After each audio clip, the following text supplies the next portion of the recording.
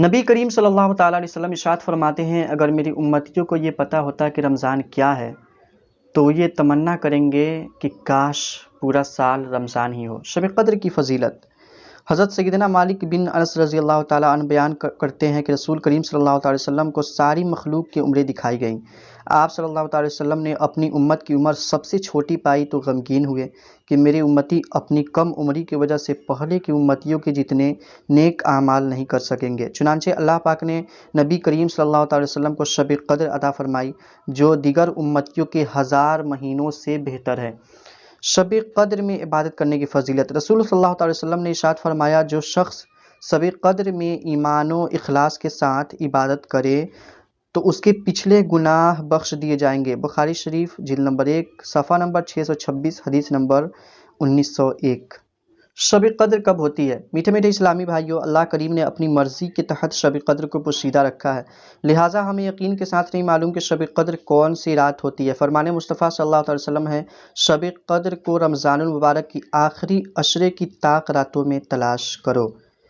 لیکن زیادہ تر مفسرین و محدثین کرام کی رائے یہی ہے کہ ہر سال ماہ رمضان المبارک کی 27ویں شب ہی شب قدر ہے۔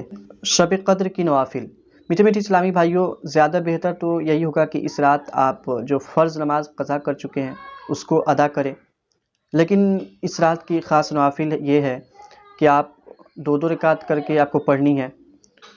2 رکعت کی نیت کرنی ہے، اس کے بعد الحمدو پڑھنی ہے، الحمدو کے بعد 3 مرتبہ سورہ قدر انا انزلناہ فی لیلۃ القدر، پھر 3 مرتبہ سورہ اخلاص قل اللہ احد، پھر دوسری رکعت میں بھی ایسے ہی الحمدو کے بعد 3 مرتبہ سورہ قدر، 3 مرتبہ سورہ اخلاص قل اللہ احد، 2 رکعت کر کے پڑھنی ہے آپ کو۔ اس طرح آپ 2 رکعت کر کے جتنا چاہے پڑھ سکتے ہیں، لیکن میں زیادہ بہتر یہی سمجھوں گا کہ آپ فرض نماز جو آپ قضا کر چکے ہیں اس کو ادا کریں۔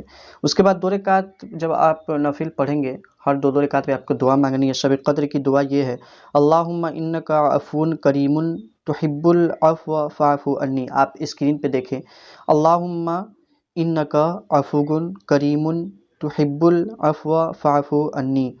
اس کا ترجمہ یہ ہے اللہ بے شک تو معاف فرمانے والا کرم کرنے والا ہے، تو معاف کرنے کو پسند فرماتا ہے، تو میرے گناہوں کو بھی معاف کر دے۔ ترمذی جلد نمبر 5 صفحہ نمبر 306 حدیث نمبر 3524۔ تو آپ ہر 2 رکعت پہ جب آپ یا پھر آپ فرض نماز کی جو آپ قضا پڑھ رہے ہیں تو اس کے بعد بھی جب آپ یہ کریں تو یہ شب قدر کی دعا ہے، جتنا زیادہ ہو سکے اس دعا کو آپ پڑھیں۔ ویڈیو اچھی لگی ہو تو اپنے دوستوں کے ساتھ ضرور شیئر کیجیے گا، شب قدر سے پہلے اسے ضرور شیئر کر دیں۔